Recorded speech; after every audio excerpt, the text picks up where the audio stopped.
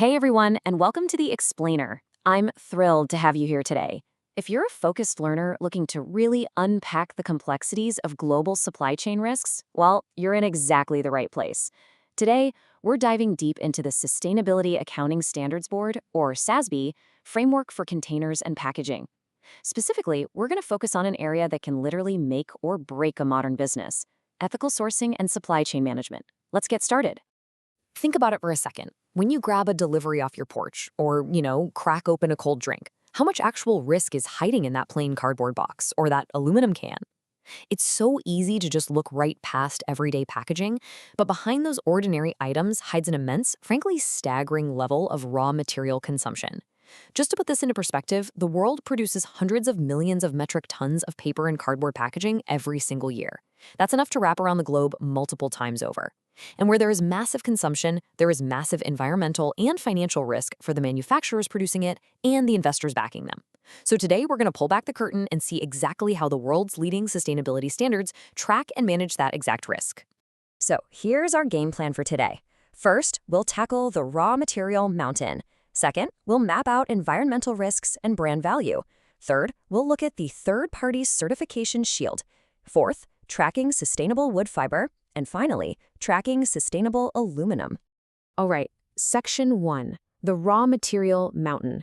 Let's look at the sheer scale of the industry. You see, the containers and packaging industry doesn't just use a little bit of material here and there.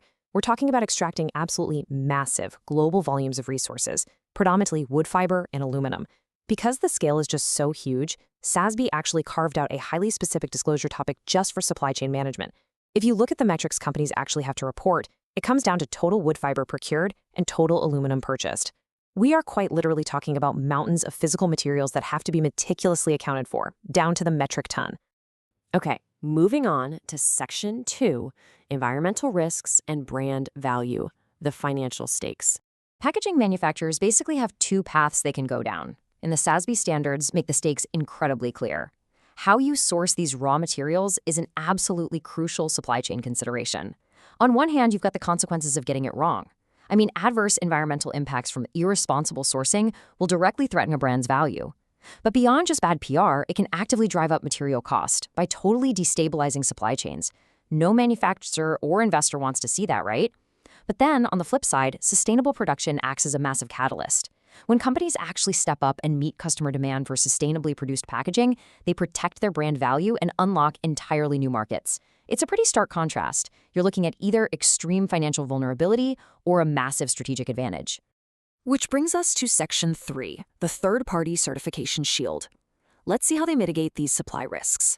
Well, companies can't just cross their fingers and promise they're doing a good job. They need hard proof. To actually mitigate these immense supply chain risks, organizations have to implement some seriously rigorous vetting practices. And the ultimate tool for this? Responsible sourcing certification.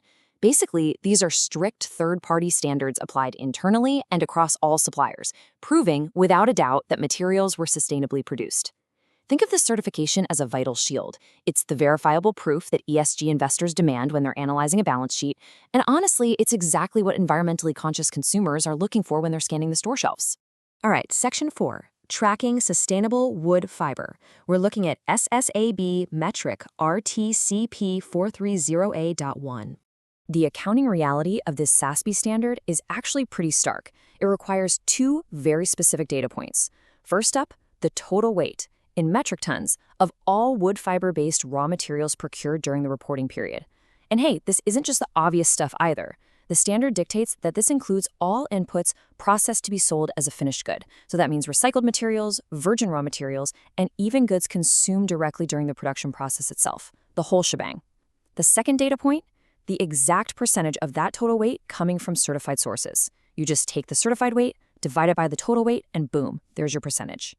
There's really no hiding here. It's just completely transparent math. But you can't just slap any random certification on there to boost that percentage. Oh no. SASB only recognizes very specific, highly stringent third-party organizations. So to legitimately claim your wood fiber is sustainably sourced under this framework, it has to be certified by groups like the American Tree Farm System, the Forest Stewardship Council, the Program for the Endorsement of Forest Certification, or the Sustainable Forest Initiative. And here's a really fascinating detail. To ensure strict accuracy, let's say a batch of wood fiber actually hits the requirements for more than one of these standards.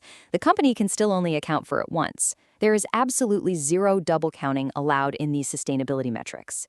Period. Let's pivot to Section 5, Tracking Sustainable Aluminum. This is SASB metric RTCP 430A.2. Now, does this look a little familiar? The dual requirement for aluminum perfectly mirrors the wood metric we just talked about. Manufacturers have to disclose the total weight of aluminum-based raw materials purchased, again, in metric tons. And exactly like wood, this captures all inputs, virgin, recycled, and direct production goods. Then they disclose the precise percentage of that total weight coming from certified sources. This kind of symmetry in the reporting structure is fantastic because it makes it incredibly efficient for analysts to assess supply chain risk across totally different substrates. When it comes to aluminum, the absolute gold standard recognized by SASB is the Aluminum Stewardship Initiative, or ASI. Specifically, the standard zeroes in on the ASI performance standard and their chain of custody standard. If a company wants to prove they're genuinely mitigating environmental risks and protecting their brand value while sourcing, frankly, massive amounts of metal, this is the benchmark certification they have to achieve and report against. And yep, you guessed it, just like with wood fiber, if the aluminum happens to be certified to an equivalent standard alongside ASI, it can still only be counted once. So as we wrap up today's explainer, I want to leave you with one final, kind of provocative question to chew on based on everything we've covered. Does your packaging protect your product, or does it actually expose your brand? As we've seen today through the SASB standards, everyday materials like wood fiber and aluminum carry an immense supply chain footprint. If those supply chains aren't shielded by rigorous, verifiable third-party certifications, manufacturers are basically leaving themselves wide open to massive environmental risks, spiraling costs, and completely decimated brand value.